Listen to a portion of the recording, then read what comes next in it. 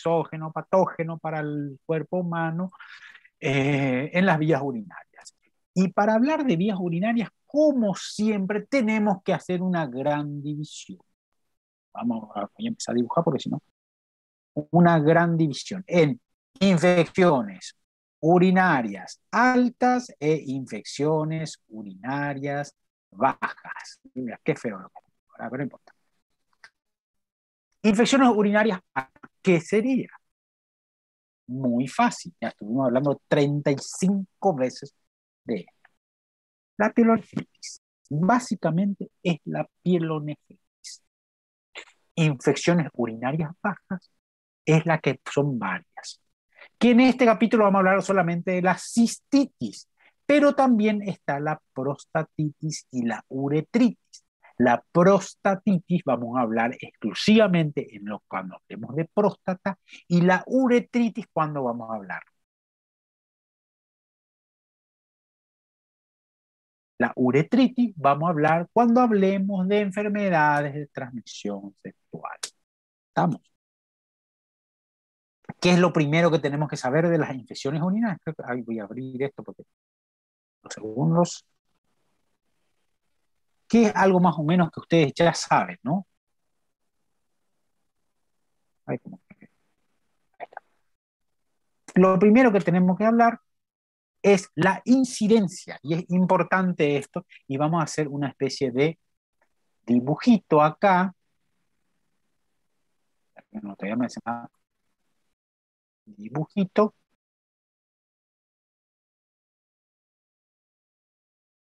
Voy a bajarse. Un dibujito acá, en el cual se ve, vamos a escribir varones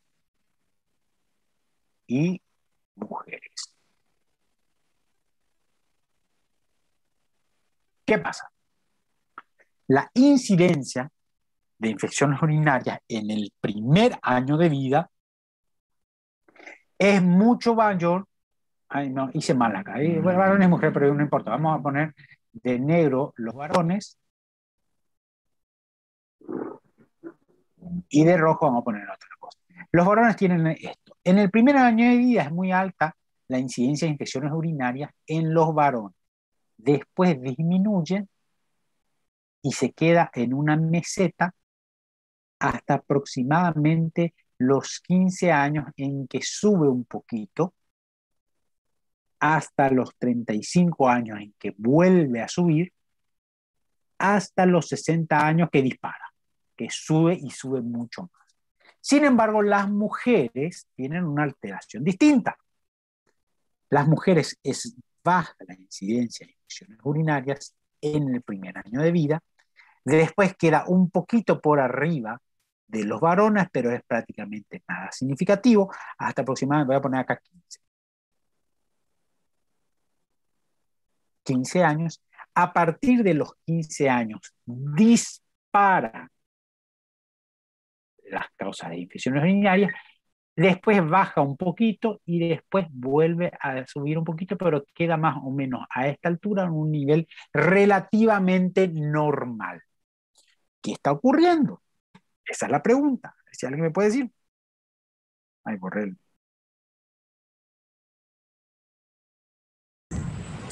¿Qué ocurre? En el primer año de vida, la incidencia es mayor en varones que en las mujeres por el largo de la uretra. Al ser la uretra mucho más largo en el primer año de vida en los varones que en las mujeres, tiene mayor predisposición genética a las malformaciones uretrales y eso predispone a infecciones urinarias. Después, a partir del año de vida hasta más o menos los 10, 15 años, el valor de la incidencia en las infecciones urinarias es más o menos parecida, con un leve predominio en las mujeres por una simple razón. La uretra femenina es más corta que la uretra masculina. A partir de los 15, 16 años dispara la incidencia de infecciones urinarias en las mujeres. ¿Por qué?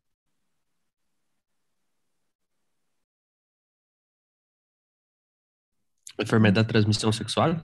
Enfermedad de transmisión sexual. ciclo menstrual y uretra más corta. Esas son las tres causas. Son esas, y la principal es la enfermedad de transmisión sexual, cosa que en los varones también sube, pero no sube tanto como en las mujeres por la misma razón anatómica. La uretra masculina es mucho más larga que la uretra femenina, entonces es como que no pasa. Después, a los 35 años, el varón empieza a tener una mayor frecuencia de infecciones urinarias por la cosa en especial, sino que porque ya empieza a, como se dice, pesarle la edad. Ya empieza a tener menor resistencia a las infecciones, muchas veces ya tienen lesiones previas, entonces es como que la incidencia aumenta en varones hasta aproximadamente los 50, 60 años, donde la incidencia de infecciones urinarias aumenta marcadamente. ¿Por qué? ¿Qué me dice por qué? Por Prostática. la hiperplasia prostática o la patología prostática. Esa es la forma más o menos de cómo se comporta este tipo de infecciones, que es muy frecuente. Obviamente existen en el organismo, voy a intentar sacar esto, en el organismo, ¿qué pasa? Ahí está. Esto es todo lo que estaba diciendo. Justamente, lo importante es saber, por ejemplo, las formas de patogénesis. ¿Cómo ocurre esto? Primero, lo importante saber es que hay 4 tipos de formas de infecciones urinarias. La primera y la más importante es la ascendente, que está claro, esto creo que ustedes ya saben, que es de la uretra, que sube hasta la vejiga, de la vejiga sube por la uretra hasta el riñón. Pero está la diseminación hematógena, que es muy frecuente en esto, en la tuberculosis renal, que la forma de diseminación normal es la hematógena. La linfogénica o la linfógena, chicos, nunca he visto en mi vida. Ahora, la extensión directa bacteriana, ahora nos adyacente hay un montón. Principalmente la orquiepididimitis, que es una infección baja, que normalmente es por diseminación directa desde alguna uretritis o una infección urinaria. O si no, el clásico Fournier, que también es una infección, si bien no es de la vía urinaria, pero es del testículo y escroto, pero también normalmente es a foco de una infección proctológica o algo por el estilo, o una infección urinaria. ¿eh? Entonces, eso también se ve. La que nunca he visto y nunca creo que voy a ver en mi vida es la linfógena, que nunca vi. Forma de defensa del huésped. ¿Cuál usted? Esto ya creo que hablamos muchas veces, esto no es nada, ninguna sorpresa. Es la más importante, es el flujo urinario. Cuanto más orina el paciente, mejor. Por eso uno recomienda siempre que tome mucho líquido, porque cuanto más orina el paciente, mejor. Usted, de esta clase, lo que tienen que saber perfectamente es que orina estancada en la vía urinaria es infección urinaria seguro. ¿Ves? Por eso lo que uno tiene que intentar es evitar las obstrucciones o el éxtasis urinario. Después están las características específicas de la orina, que es el pH, la osmolaridad, la concentración de urea, que lo que hace es evitar la infección urinaria. Principalmente el pH. ¿El pH qué hace? Un pH ácido hace que las infecciones urinarias sean menos frecuentes. Por eso se utiliza mucho jugos de arándano o extracto de arándano para prevenir las infecciones urinarias en pacientes que tienen infecciones urinarias a repetición.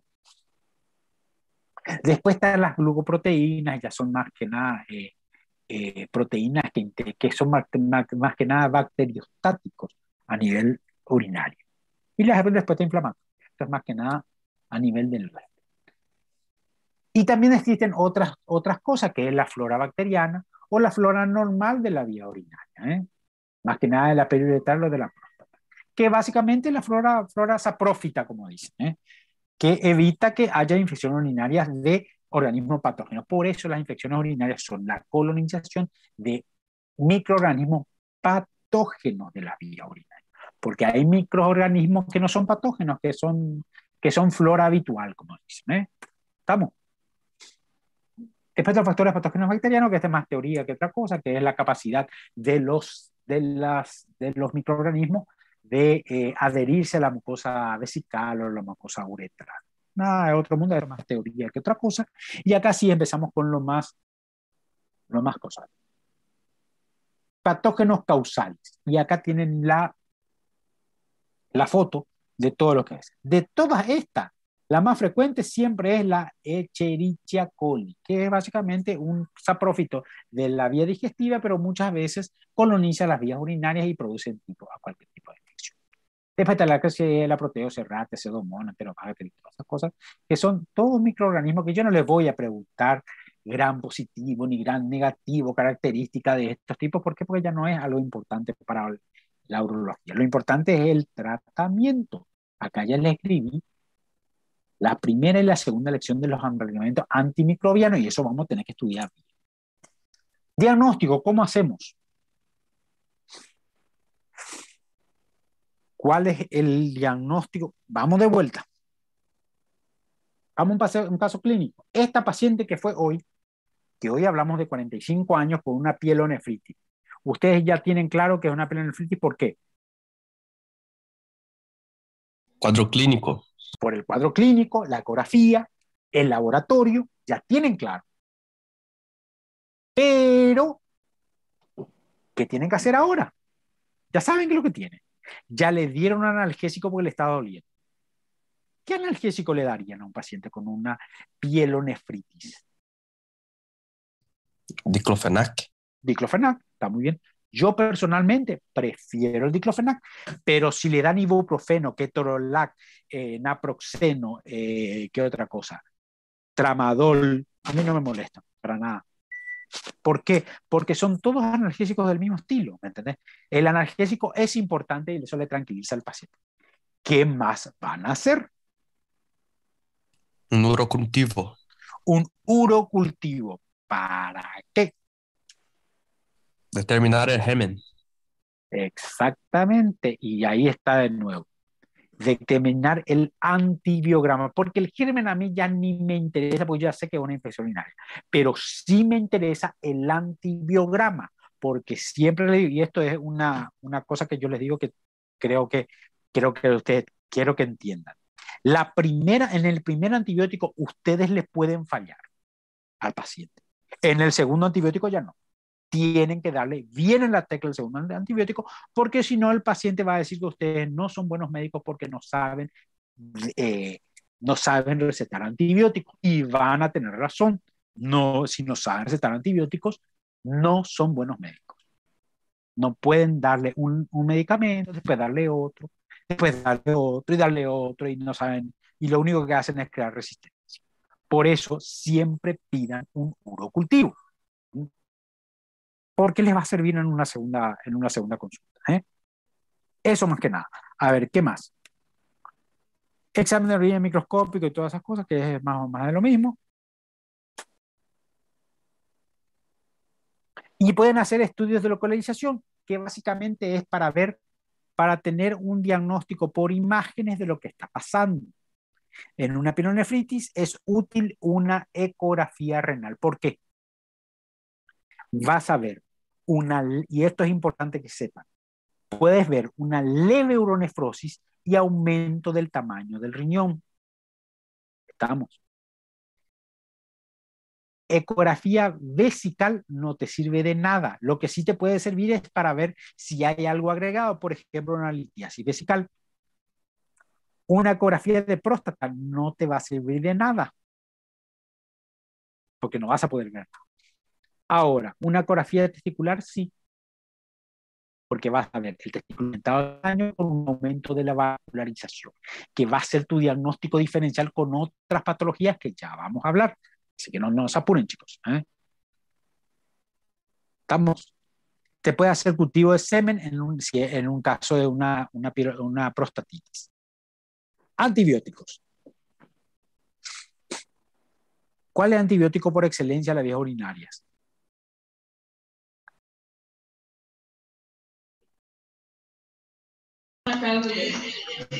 Nolonas Sí, e trimethoprim, Subactam.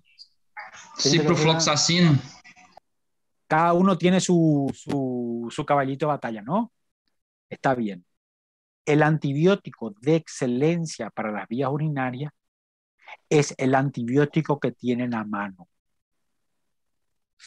Les explico por qué. Yo en un servicio, en una provincia acá, y acá incluso yo tengo a mano ciprofloxacina. Y para mí, ciprofloxacina es el mejor antibiótico para la vía urinaria. Pero un tiempo estuve en Buenos Aires y en el hospital donde yo estaba tenía mucha disponibilidad de trimetoprim sulfamethoxazol. Entonces, el antibiótico de excelencia para ello era el trimetoprim sulfamethoxazol. Básicamente, conozcan los antibióticos que tienen a mano. ¿Por qué? Porque de acuerdo a eso ustedes van a poder recetar. Si tienen trimetoprim, usen trimetoprim. Si tienen ciprofloxacina, usen ciprofloxacina. Si tienen ceftriaxona, que no es bueno para la vía urinaria, pero es lo que tienen a mano, usen eso como antibiótico de amplio espectro, justamente.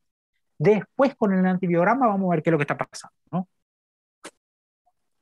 Acá yo les escribí los antibióticos más importantes y más utilizados en toda la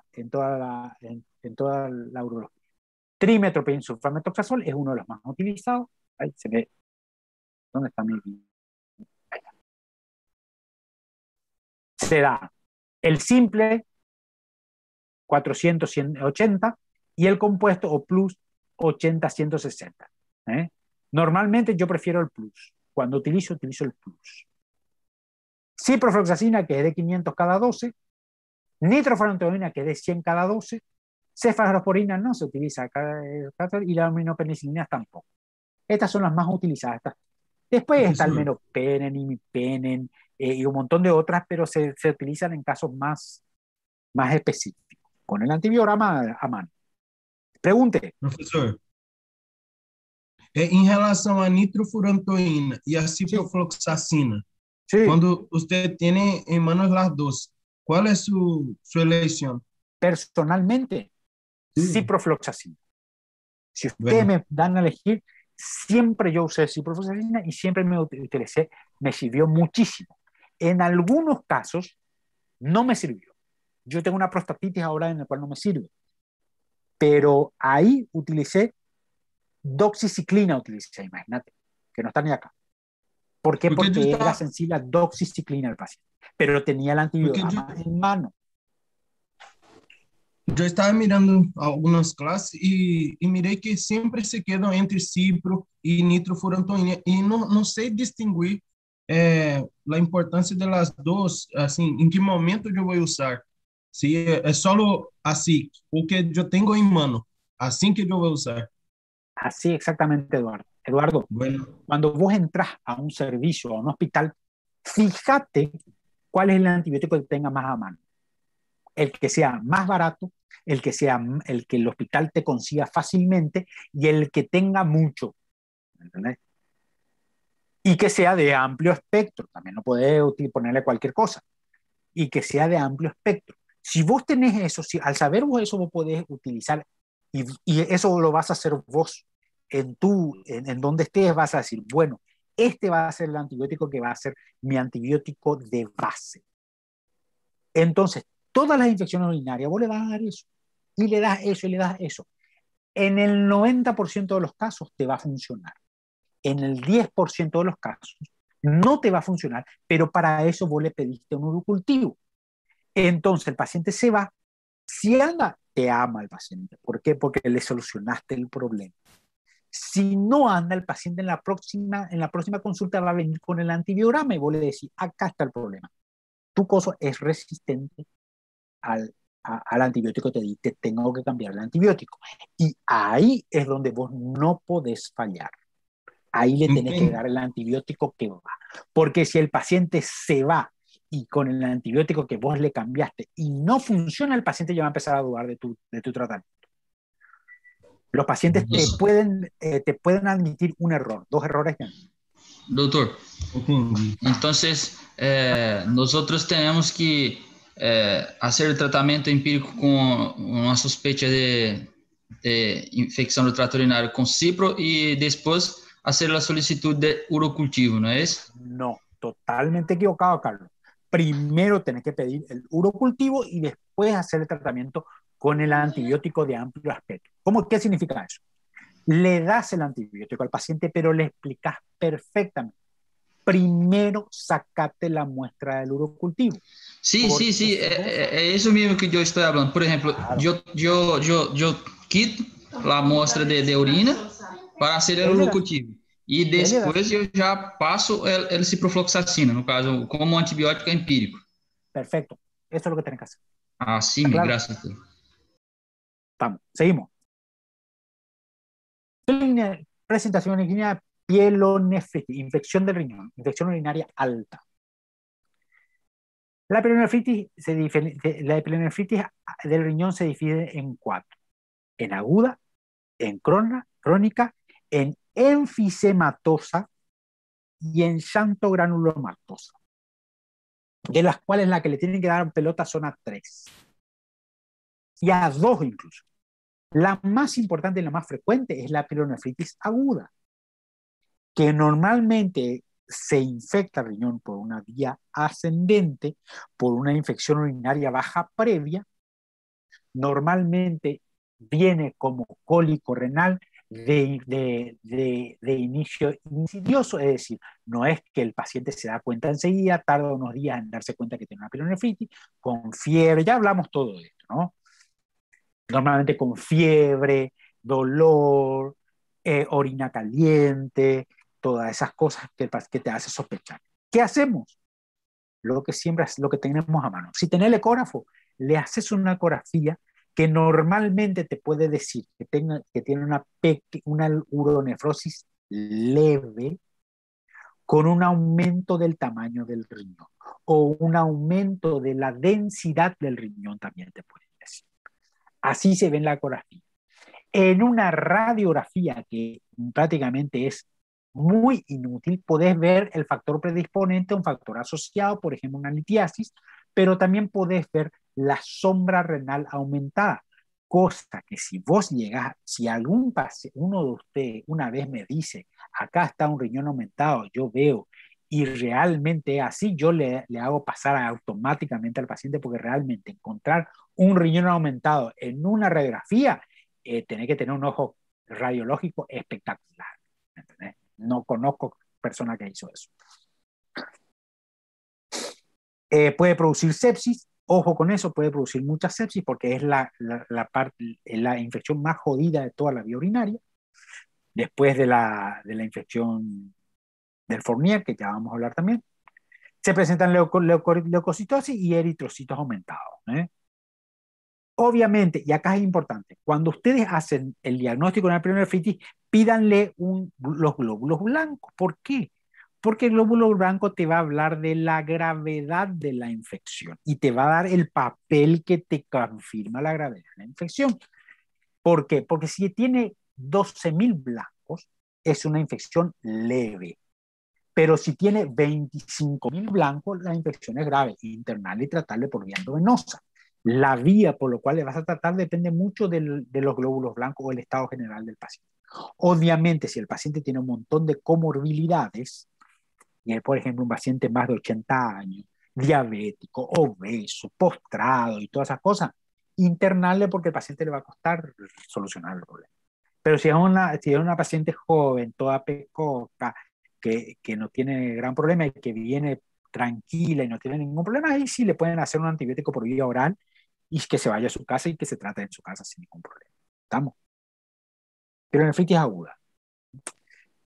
Pielonefritis enfisematosa es otro tipo de pielonefritis aguda que se caracteriza por la presencia de gas en parénquima renal. Urgencia urológica. Normalmente está asociado a obesidad y diabetes. Puede producir cálculos urinarios, necrosis papilar. Esto puede ser jodido. La misma clínica, pero la diferencia de la pielonefritis aguda es la siguiente. Cuando una le hace una radiografía directa de abdomen, se ve el riñón aumentado de tamaño, se ve mucho mejor el riñón de lo que se vería con una pielonefritis aguda, pero también se ve un montón de puntillados radiolúcidos. ¿Por qué?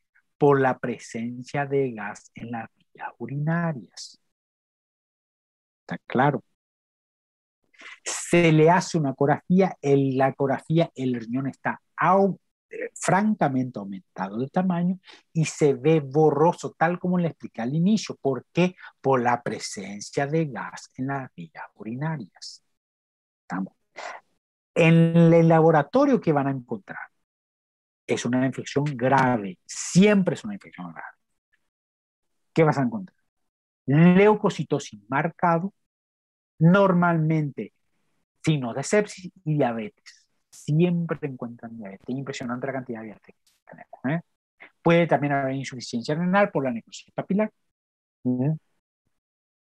El tratamiento de la pielonefritis enfisемatosa son dos. Uno, un antibiótico por vía endovenosa sí o sí. Este paciente se queda internado siempre. Después, descomprimir el riñón, porque piensen que el riñón está contenido en el retroperitoneo, ¿no? Y esto está lleno de burbujas de gas. El riñón está aumentado de tamaño, está sufriendo isquemia por la propia infección y por las propias burbujas de gas. Entonces, ¿qué es lo que uno tiene que hacer? Descomprimir ese riñón. La única forma de descomprimir el riñón, hay dos formas de descomprimir. La principal es poner una nefrostomía percutánea, es decir, ponerle un cañito por la espalda para descomprimir ese riñón y para que salga el pus que está adentro. Obviamente tienen que controlar la glucemia, la sepsis, antibióticos de origen parenteral. Es bastante mortal. A nosotros se nos murió un paciente con enfisемatosa, ya vino remachado. Muchas veces esto, que es la enfisемatosa, te produce necrosis del parénquima renal y termina en una nefrectomía, termina sacando el riñón por la pielonefritis enfisematosa. Y el tratamiento es a largo plazo, 3-4 semanas, un mes están con antibiótico el paciente. Salvo de esto, la enfisematosa. Pregunten. Doutor, Sí. la pielonefritis enfisемatosa decimos una complicación de la aguda? No, no es esto. Normalmente la enfisematosa está relacionada con otros factores predisponentes que es diabetes, litiasis, obesidad. Normalmente la diferencia es que una es por estafilococos, estreptococos y todas esas cosas. Y la otra es por estafilococos, las mismas, pero también están los anaerobios. Entonces, ¿qué son los que producen el gas? Son patologías totalmente distintas. Por eso la pielonefritis aguda no es tan complicada, la enfisematosa sí es complicada. Y tenés que internar al paciente. Si ves enfisematosa, obviamente que en una tomografía se ve perfectamente las burbujas de gas, así que eso en la tomografía enseguida van a darse cuenta. Estamos. La crónica, pregunte. Profe, o que desencadeia a pielonefrite efizematosa, então? É uma descompensação da diabetes ou é tudo junto, como dije, a obesidade, tudo? A ver, lo que desencadena pueden ser muchas causas. Normalmente es también por vía ascendente. Normalmente hay una piedra dando vuelta que obstruye la vía de salida de la orina. La diabetes es como, vamos a decir, piensen chicos, ¿qué es el diabético? El diabético es un paciente que tiene un exceso de azúcar en la sangre y en el cuerpo. Ese exceso de azúcar es básicamente una placa de Petri lleno de azúcar. ¿Qué se va a meter ahí? Todos los bichos que se dan antoje. ¿Por qué? Porque el paciente está dulce. Entonces, todo eso le predispone a infecciones enfisematosas, y predispone a anaerobios. Es como una necrosis del miembro inferior de los diabéticos. Es prácticamente lo mismo. pero en un órgano cerrado y encima un órgano central. Eso es lo que le hace muy peligroso. Básicamente. E você pode dizer, então, que a pianofritis enfisematosa, a causa principal é por uma como que puedo decir? Una supervivencia de anaeróbicos. Claro, tienen anaerobios ahí. Por ejemplo, Clostridio perfringens y... Claro, sin ningún problema. Doctor? Clostridio sí, sin ningún problema. y... Principalmente Clostridio. Gracias, doctor. De nuevo, la pielonefritis enfisematosa puede ser producida puede ser una complicación de la diabetes, puede ser una complicación de la obesidad, puede ser una complicación de una litiasis, o puede ser una complicación de las tres juntas. No hay problema. O puede ser una complicación de nada, que también ocurre. Es mala suerte, ¿me entendés? Pero puede ocurrir. La crónica es la misma que la aguda, pero crónica. La diferencia entre la aguda y la crónica es el tiempo que tarda en hacer el efecto, ¿no? Y que normalmente la crónica son episodios de pielonefritis agudas leves que se perpetúan en el tiempo. Normalmente está relacionada con alguna obstrucción y normalmente el diagnóstico siempre es cuando el riñón ya está prácticamente perdido, porque como el paciente no tiene grandes síntomas, tarda mucho más en darse el diagnóstico. Y cuando ve el diagnóstico ya tiene un montón de lesiones a nivel renal, ya las cosas cambian. Y esta, no olvidé decirlo, el absceso renal. El absceso renal es cuando sobre una infección, que pueden ser aguda, crónica, centroinflamatoria, lo que vos quieras, se produce la licosis, se produce un absceso del parénquima renal. Otra emergencia urológica. ¿Por qué? Porque ¿cómo vas a ver? Se ve lo mismo que una pielonefritis, pero con los glóbulos blancos aumentados y con una ecografía característica. La ecografía te va a decir colección del líquido perirrenal. Y ahí te complican las cosas. ¿Qué se hace? Vamos a suponer que la colección esté acá. Drenaje.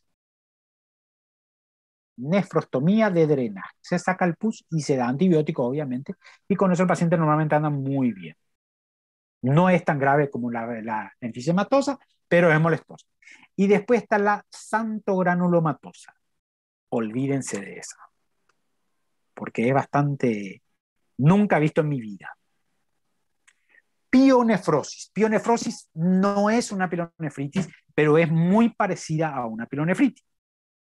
La pionefrosis es básicamente sobre una uronefrosis por alguna obstrucción ureteral o renal, se produce una infección urinaria o una infección de todas las zonas. Básicamente es una bola en el riñón, normalmente cuando hay una uronefrosis severa, el paciente en vez de tener un riñón tiene una bola llena de orina y eso se sobreinfecta. Eso es una pionefrosis. Tratamiento, drenaje también. No hay otra. Tenés que drenar con una nefrotomía. Infección de vejiga. Creo que esto ya muchos saben de lo que es infección de vejiga. No es nada de otro mundo. Déjenme 2 segundos.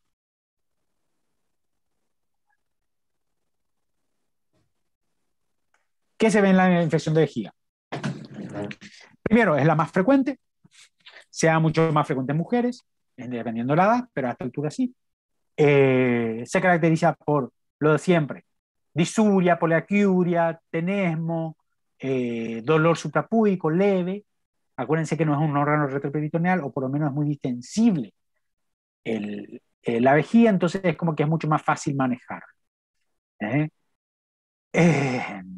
Disuria, frecuencia uretra, ya lo dije. Fiebre normalmente no lo tiene.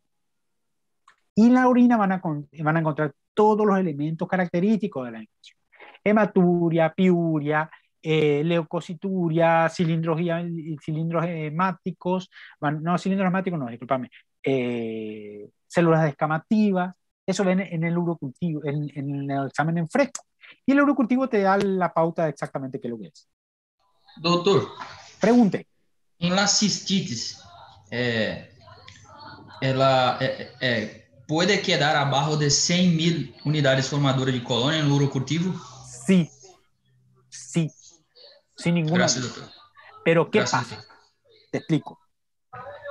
El 100.000 unidades formadoras de la colonia es un valor arbitrario.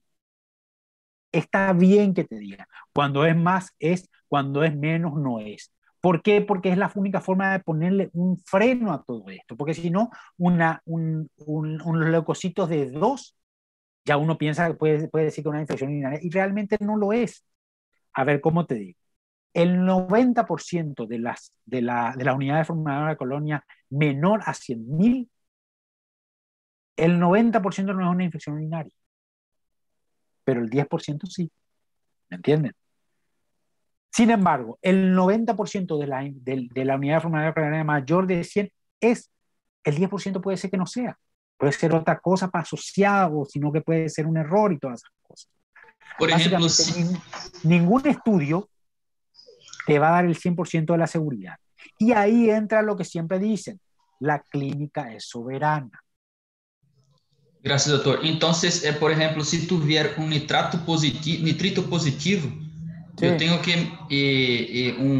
barra contagem de glóbulos blancos e quedar-se abaixo de 100.000 unidades formadoras. E se a clínica tu vier indicando por uma cistite, era uma cistite. Não há es que... una cistite. Nadie Gracias, te va a doctor. decir nada. Gracias, Vos tenés doctor. la clínica que es soberana. El trazado te puede decir otra cosa, pero tu clínica es soberana. ¿Qué haces? Y vos como médico, ¿qué tenés que hacer? Dale un antibiótico, no pasa nada. Y hacerle un nuevo urocultivo, no pasa nada. Lo más seguro es que tal vez le dé al pedo, tal vez no te sirva de nada, pero por lo menos ya, pero vos, tu clínica, nadie te va a criticar. Aparte, nadie se te va a morir por eso, ¿me entendés? No pasa nada. Dale sin problema. Ustedes piensen que más de 100.000 unidades de formador de colonia es menos de 100.000 unidades de formador de colonia, no es. Eso está estipulado y es un valor arbitrario. Está bien, pero piensen que hay excepciones. Eso es lo que te voy a decir. ¿Estamos? Cistitis recurrente. ¿Qué pasa en la cistitis recurrente? Cuando hay varios episodios de cistitis al año. Más de 5 cistitis al año es cistitis recurrente. Cuando pasa eso, lo importante que ustedes tienen que saber es que tienen que ver si hay alguna causa predisponente, alguna estenosis o una disminución de la frecuencia de llenado o un residuo postmiccional que esté produciendo esta cistitis persistente. Busquen alguna causa cuando es recurrente. Las infecciones de la próstata, las uretritis y la epididimitis lo vamos a hablar en su momento adecuado porque no es necesario ahora. Si no, se va a hacer muy largo la clase. Y creo que estamos, chicos, ¿eh? Por hoy estamos. Profe, una pregunta. ¿Cuál Pregunta. sería el tratamiento de una embarazada por infección urinaria teniendo los antibióticos a mano? Teniendo los antibióticos a mano, los macrólidos no podés, yo preferiría una cefalosporina. Creo que es la mejor opción. Cefalexina, cefalosporina, todas las cosas. Personalmente, creo que es la mejor opción. Pero normalmente, y les digo algo claramente, normalmente yo prefiero no tratar una infección urinaria en una embarazada. ¿Por qué? Porque los ginecólogos tienen su libro. Prefiero derivarlo al paciente, a un ginecólogo. Porque los ginecólogos viven tratando estas infecciones. Viven tratando.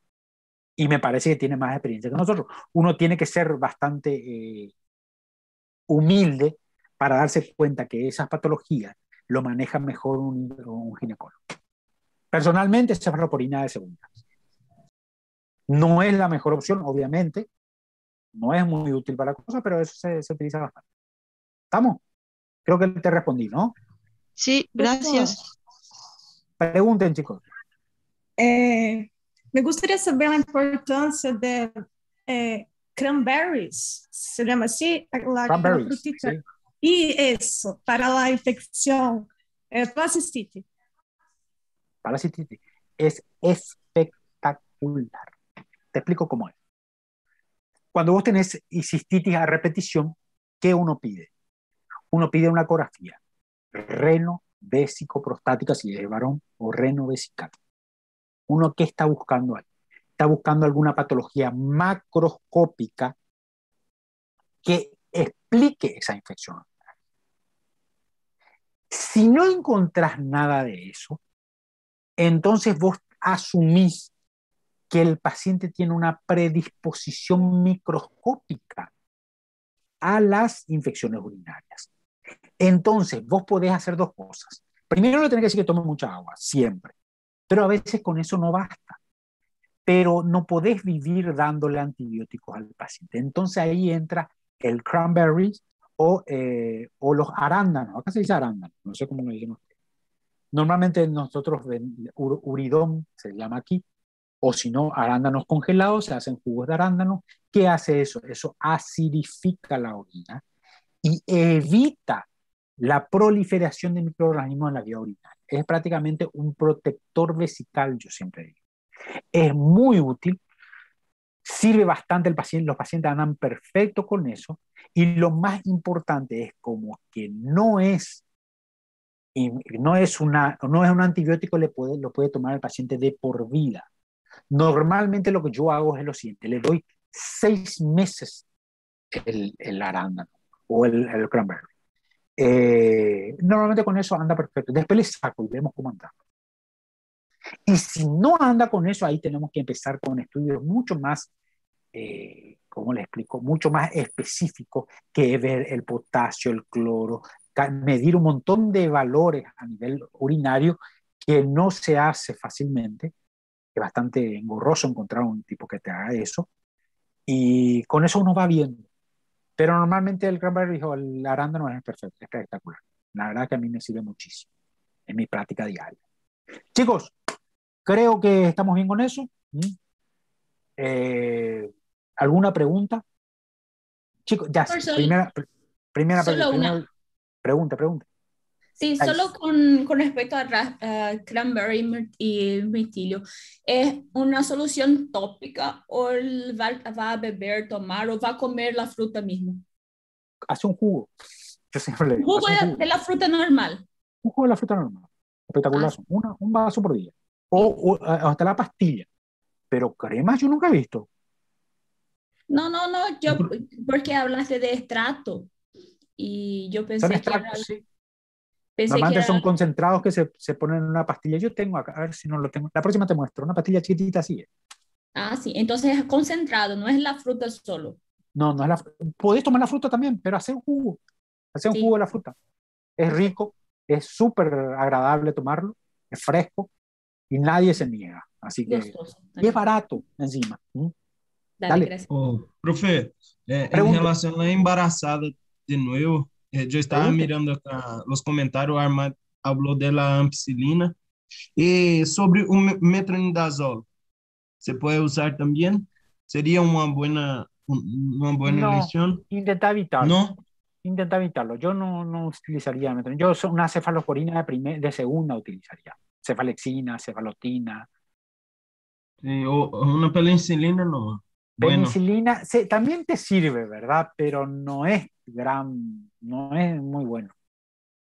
sí, No tiene amplio espectro, ese es el tema. sí, Ahí lo que eso sí mismo. manda mucho es el urocultivo. El urocultivo te va a decir muchas cosas. Ajá, bueno. Gracias, profe. Dale, por favor. ¿Alguna otra pregunta? Chicos, le aseguro, esta semana le voy a subir todas las clases y ahí ya vamos a poder ayudarle un poquito. El tema que no tengo mucho tiempo nomás para hacer esas cosas, pero ya lo voy a hacer. Bueno, diviértanse esta semana. Buen fin de semana para todos y nos vemos. Chau, chau, chau.